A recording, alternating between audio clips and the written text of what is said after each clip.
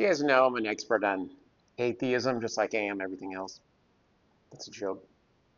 But the question is, should you be an atheist? Should you choose that description, that path? Should you focus on that definition? And so you've heard all the definitions, and I think from studying it for 60 or 70 years, like I have, the conclusion is, because I'm like 120, the conclusion is that you need to differentiate scientific and philosophical atheism. You've really got to make that distinction or you don't have a definition. So that's the problem. And I think when you listen to the hack atheists like Richard Dawkins and Sam Harris, um, and even Christopher Hitchens, who was a great historian, he was a great rhetorician, but I think he kind of fell into these same problems about how much you align yourself with science or philosophy. And so not knowing the difference between the two would be a problem. So we're going to talk about three things: the demarcation problem in science and philosophy, the no object problem in atheism, the no belief issue, the negative belief status, and then the conclusion, which is that you have to pick philosophy. So I'll explain that. But first, the demarcation problem. You can read about it out there. It is a formal discussion. There have been people, Plantinga is a philosopher that I know nothing about that discuss this um, in particular. And this is that there is a fine line between science and philosophy in some areas and at some points. And you have to know where that line is, and that line results in you having to determine, is the question I'm asking more science or is it more philosophy? Am I expecting a result that's more science or more philosophy? And so I think a lot of the videos I've made have discussed this idea that science is more particular, more physical, more laboratory oriented. It doesn't discuss big ideas, it discusses things. And so philosophy is about those ideas. But that is an overly simplified common sense explanation for students, for people that want to sound smart, things like that. If you're really trying to figure out if you want to be an atheist and you're worried about this demarcation problem, and I'm going to explain why when I tell you why philosophy is your only option. But I'm going to tell you that in order to make most of these claims that matter, you're going to have to know philosophy, and I'll explain that in a minute. So the next one is what's called the no object problem. And this, again, is a great example of why, number one, the demarcation problem is important. And so the no object problem means that you're not talking about something with an object. So if you're a real philosopher, you understand this. If you're a scientist, you might not. If you're a regular person, you might not.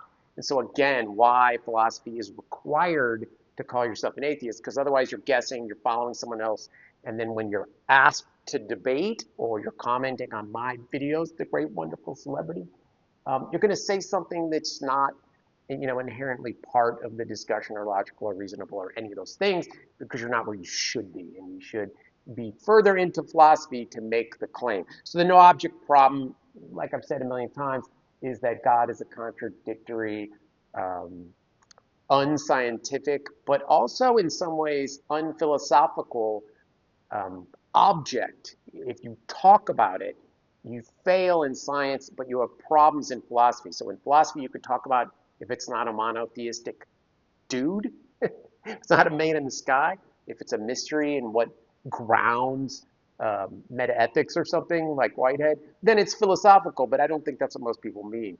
Is it a God that takes away your freedom and gives you freedom at the same time? Oh, wait, that's a contradiction, bro. It's not an object that you can grab onto. So what that does is it nullifies things like agnosticism. Agnosticism acknowledges that it's an object and then makes a statement about that object. Any statement about an object that can't exist is a statement rooted, in a sense, outside philosophy, which is to say, probably guesswork. And that's why some atheism sounds like religion, because they both do that. And so the no object problem requires some philosophy understanding in that sense. The next one is the no belief problem for atheists, and this is that I don't have belief, so you can't really talk to me.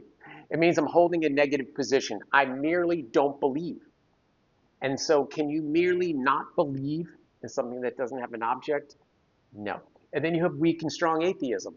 And then you have weak and strong agnosticism. Then you have all these things that are trying to clarify, refine, and make more wise this question about whether you can hold a negative belief. Because again, in philosophy, you might ask, if you're believing in your negative belief, is it ultimately a positive belief? And then you have to defend it as the burden of proof on both of you. I'm not saying I agree with this. This is where you comment. This is where you send this video to someone who is a religious person that doesn't understand the atheist position, or an atheist that's not refined enough to hold a tenable position. So you send them this video, and this will clear it all up because I'm so smart and wonderful and tall. So the no belief thing, again, just makes my point that you need to have a better philosophy understanding to tackle this. Otherwise, you make these wild claims, um, like accepting the God position hypothetically. Oh, I can see a God if you could prove it to me. If you could bring him to me, then I would believe. That is entirely missing the point of this. And there is a word for people that understand this, and you never hear it. Don't ask me why, because Google knows it. It is agnosticism, IG, and it means the God concept is untenable. There is no concept. There's nothing to talk about. And so give me a concept to talk about, and then I'll talk. And do you see how coming to that conclusion is a kind of philosophy? So the conclusion here in this video is, in order to understand your atheism and be an atheist who can talk to other people, you need to have the philosophy background. Again, I've said you have to have a PhD.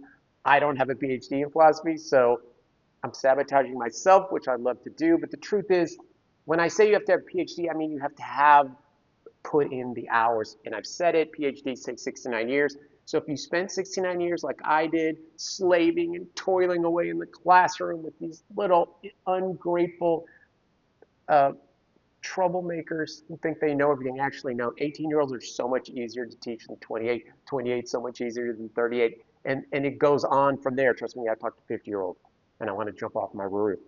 So what I'm saying is, in this particular case, I don't have to have a PhD. But what I'm saying is you put in the time. So somebody that has real experience, say 2 to 4 years of reading real philosophy, which is to say not just accepting modern analytics, not just reading Bertrand Russell and a bunch of scientists. Bertrand Russell was a mathematician, so is A.N. Whitehead, so is um, um, so are a lot of people. Albert Einstein, of course, was a scientist. We get a lot of our little philosophy sound bites from these people, and it can be helpful. But without reading probably the history of philosophy overall, reading these great books, even if they're overview books, that discuss the movements and the crises and the changes within the history of philosophy, from um, classics, from medieval times um, through today, all the steps it took to have Aristotle, to take away Aristotle, to bring Aristotle back, to revalue a scientific naturalism, to, to bring back philosophy, which I don't think they've done after um, this emphasis on scientific materialism, which we have today, and the rise of the new sciences and how that's competing. So understanding that whole thing puts you in a better position to then do what I just did in this video and to come away with a position that means something, so that if you say you're an atheist, which I think is a mistake, because I still think you are attaching yourself to a system that doesn't take the advice I'm giving you. So until enough people do, you now have a political system, which is not one you want to be in. You can just be a philosopher then. And there aren't any philosophers, so it would be me and you. But you see my point.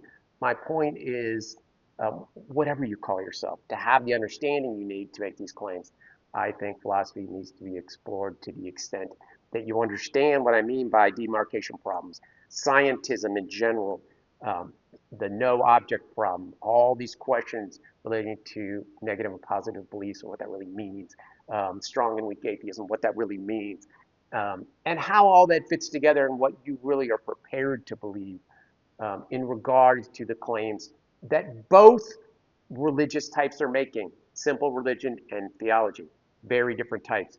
And you need to be prepared for both. You need to be qualified. You need to have some experience. You need to have some complexity to your arguments. That's why I'm here. Save the video. Again, send this video to your friend, because I'm telling you, everybody is either an atheist who's in the political game that doesn't really care about the other side, doesn't really want to learn, or the religious person who probably has no clue about 90% of what I just said. Send them all this video, help us all out, and then my next video can go on to do what I intended to do 6 months ago, which was real philosophy, because this isn't it. It's just intro shit because I'm so smart and wonderful. Thanks for coming.